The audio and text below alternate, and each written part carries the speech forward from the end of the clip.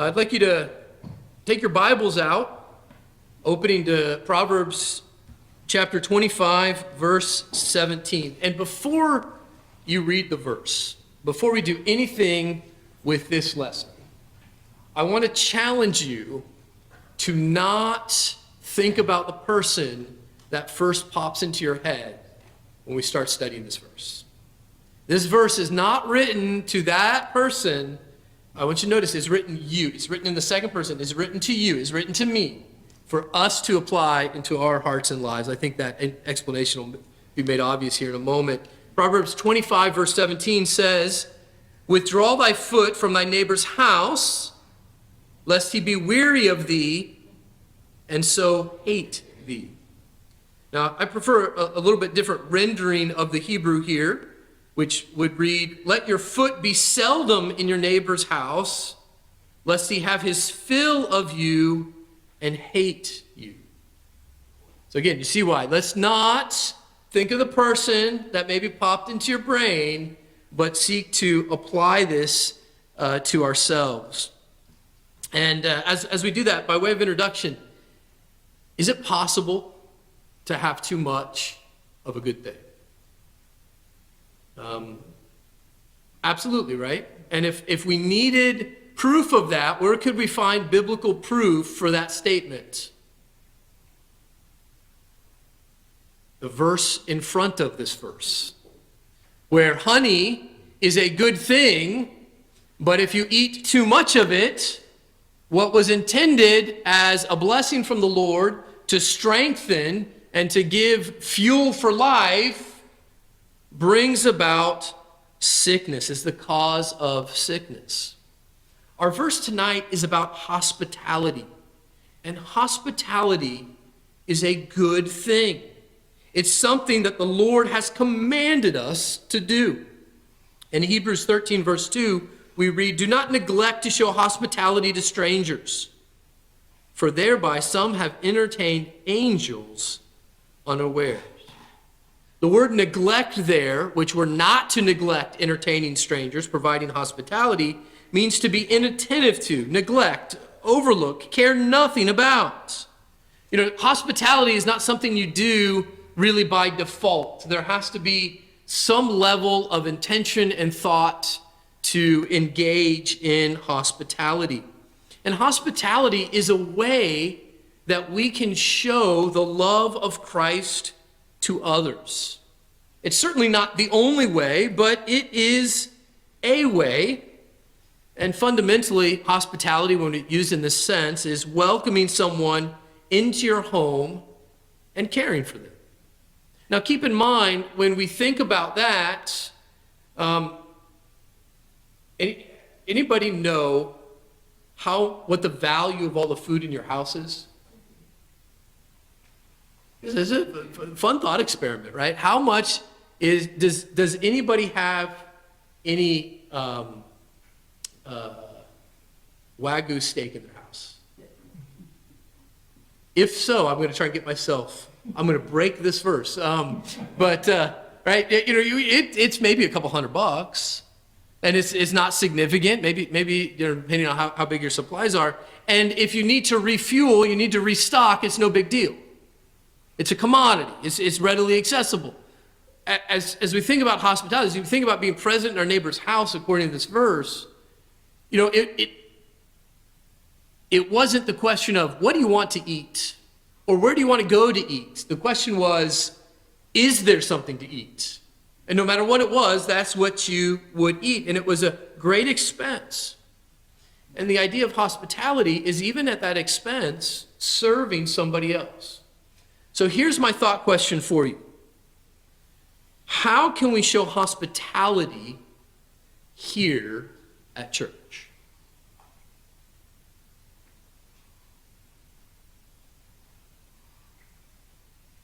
Meeting a need. Okay. Meeting a need. All right. Having people to your home for dinner. Okay. Having people over to your house for dinner. We were in a church once in somewhere in Virginia near my mom's house. And I think it was Vienna, but 8-year-old boy comes up to us, hey, you want to come over to our house for dinner? And then the church member leans over and says, oh, that's Pastor Van Dixhorn's son. They invite people all the time. It's okay if you want to say yes. We couldn't, unfortunately. But, they just always cook a little bit more and always anticipate. So that's one way. What else? Ron? Keeping some pews open in the back of the church for people who come in late or are visiting, so they don't have to walk all the way up to the front. Or a section right there. I mean, it's almost as good. But yeah, okay. Having space for them. There's an obvious one. Meet and greet. Meet and greet, right? And saying hello to them, speaking to them. Anything else come to mind?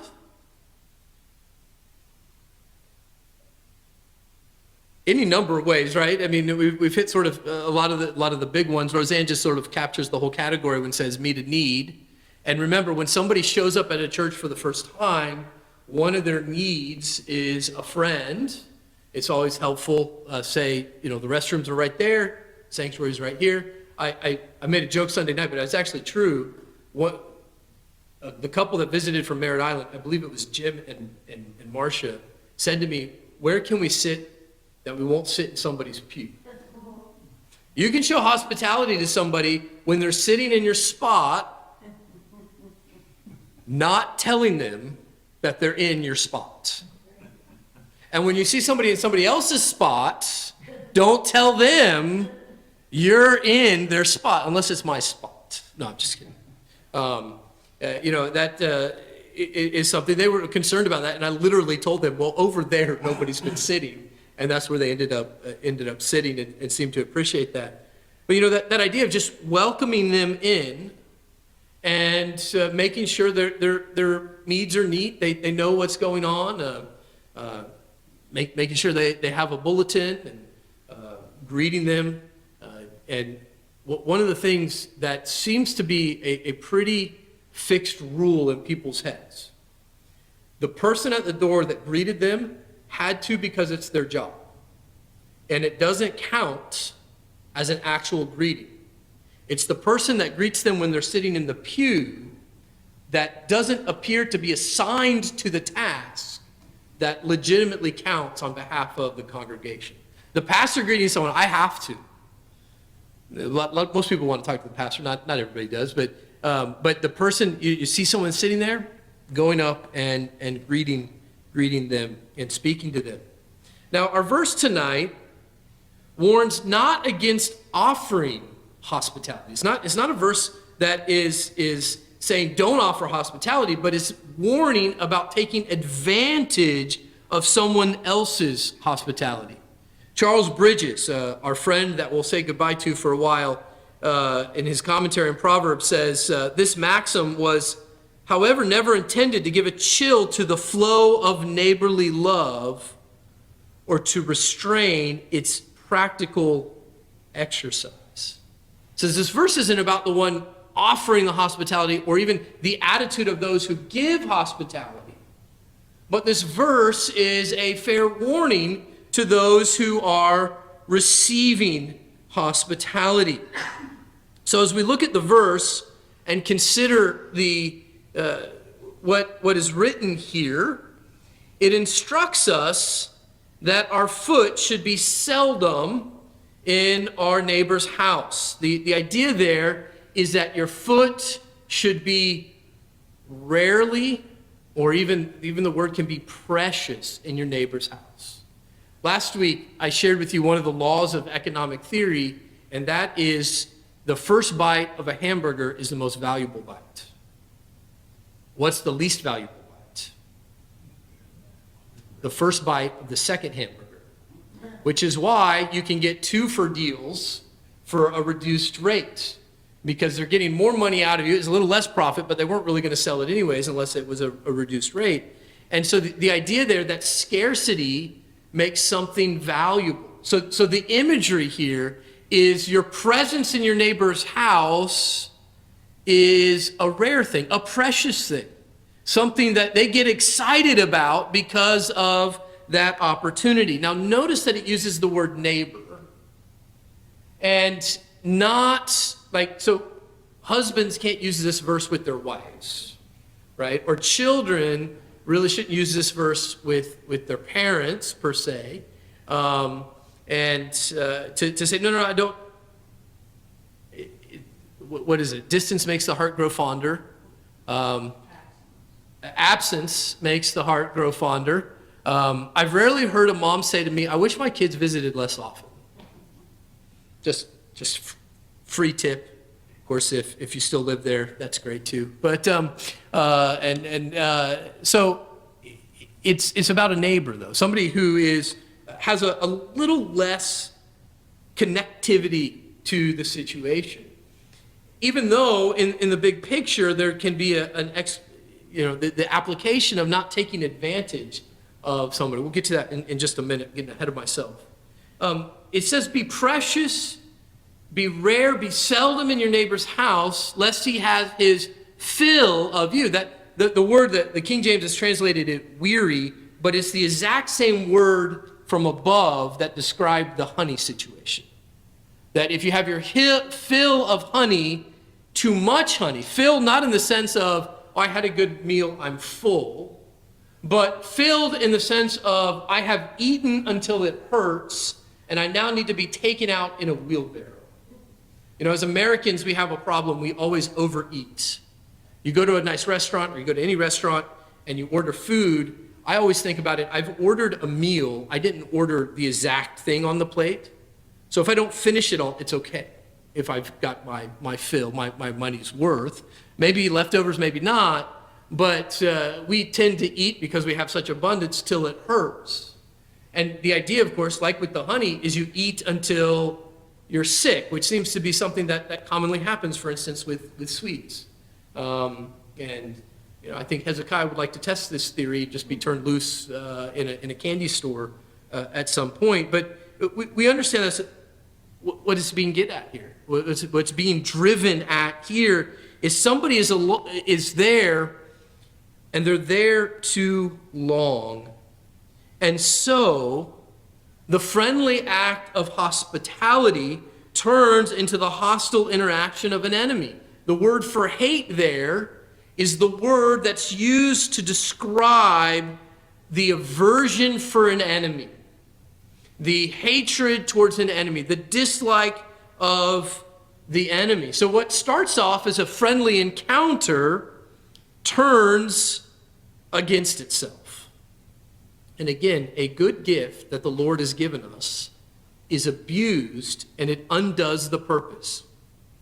So real quick, 3 applications that I want to make. Number 1, that we would recognize the limits of relationships. We would recognize that a relationship has limits. You know, one of the things that I sometimes have to keep in mind, just a month ago, the phone rang, and a guy asked a question. He said, is there a pastor there to answer a theological question? And I told him, he's not available right now. Can I take a message and he'll call you back at 3? And the reason I did that is because I recognized the voice. This gentleman called about a year ago to ask me a question about the Trinity so that he could then argue with me about his gotcha question about the Trinity, because he was a Jehovah's Witness. And by the way, when he calls, he hides his caller ID. So I recognize the limits, and the first time I talked to him for 15 minutes, and then when I said, hey, look, I've got to go because I'm preparing for Wednesday night, he said, well, I thought you pastors were supposed to like to talk theology. And he tried to guilt trip me into letting him berate me, because he wouldn't let me. It was one of those, I want to ask you a question, but then I'm going to tell you why your answer is wrong, and I'm going to talk over you, and I'm not going to listen to you type deals. The gentleman, and I just said, it was true. I wasn't available. I was doing something else right then. And call him back. Oh, no, I'll call you back. I'm on my lunch break. Never called back. And by the way, hit his caller ID again, too. There's a limit to that relationship. People say, well, now, obviously, if you guys call with a question, I'm more than happy to stop that and talk to you. until you start yelling at me and not listening to me, and then we'll have another conversation. But right, there's a greater connectivity between us than this random guy who won't even tell me where he's from or what his name is. And we have to recognize that. Secondly, that we ought not to take advantage of another's goodwill. You know, the Bible tells us as the people of God that we should bear one another's burdens. But that doesn't mean we simply give all our burdens to somebody else. That means we're seeking to do what we can. We're seeking to help other people too. But also a recognition that as we're living in community together, if we can bear it, we should. Now, there's a fine line here between diligence and pride. Start to feel overwhelmed, reach out, right? Need help, that's fine. But there is this tendency sometimes, I'll just always ask for help. Now, when I was in seminary and we would read these books on sort of life in the ministry, they all said pastors need a secretary to screen his calls. And the reason they said that is because a large percentage of calls from church members would be simply asking for information that was readily available. I don't really have that problem, so I don't have a secretary. Of course, I don't know how that worked. But the idea being that people would call to ask the pastor, hey, what's John Doe's phone number? And so the pastor would pull out the church directory that everybody has, right? And that can be a tendency that we don't want to burden someone with something we can do on our own. And that's really what this verse is warning us about, not taking advantage of another's goodwill. Always being gracious, always being thankful. And then lastly, I want to make an application to visitors at the church, and I want to do it two ways just really quick. One, I've already talked about, the idea of welcoming in the church. You see somebody new, go up, introduce yourself. And the best advice today isn't, I actually broke this twice on Sunday, but the best advice today is not to ask them if they've never been here before. Don't single them out for that, but introduce yourself. They say their name and where you're from. You find out information about them. And that is a way to welcome visitors. Now, I want to apply our verse, though, to visitors in the church. And I want to tell you a real-life story. When we were on vacation a year ago, we visited the PCA church in Titusville. This is the church where the Stone family goes now. Many of you know the Stones. And it's a good church, and enjoyed the preaching. And service was over, and I walked and took a couple kids to the bathroom. We came back, and there was a lady and her son, probably 13 years old, talking to Bethany, and she proceeded to hold us hostage for 20 minutes. We could not get away. The way they ended at 11:30 for fellowship, and they had a nice playground. I wanted the kids to go there, but we could not extract ourselves from this conversation to the point where she started writing down all the kids' names for some reason when we were trying to leave. And we're a small church. This is a relatively small room. Nobody new can hide in here, right? There's funny memes about this on the internet, but the challenge would be we want to make sure they feel welcomed, but we don't want to exhaust them. And so you see somebody talking to somebody else. They've not the greeter at the door per se, but someone in the pew, and they've chatted, and then we don't have to have that same conversation. Now, if they want to, this is where wisdom's needed. If they seem to want to talk. We had Pastor Steve and his family from Canada with us a while ago. Man, we couldn't get those people to leave, but we had great fellowship with them. They're a little different category. But if they've already talked to somebody else, greet them, but let them go. And if they're out in the parking lot and one of them's in the car already, just let them go. While they're in here, make sure they're greeted, but not exhaust them. Even in this idea, sort of turning it around just a little bit of let it be precious, let it be appropriate amount, not overwhelming. I've been thankful that we maybe have this problem as opposed to the other side of the equation, which is people just get completely ignored. But we want to be aware of that as we seek to be welcoming and friendly, but not wanting to be overbearing, even as this verse challenges us to let your foot be seldom in your neighbor's house, lest he have his fill of you and hate you. Let's pray together. Heavenly Father, we thank you for the gift of hospitality and for the various opportunities that you give us. And Father, may we be a people that are not taking advantage of another's goodwill, that we are seeking to help one another, seeking to bear one another's burden in the life and the community that you've given to us here. Father, may we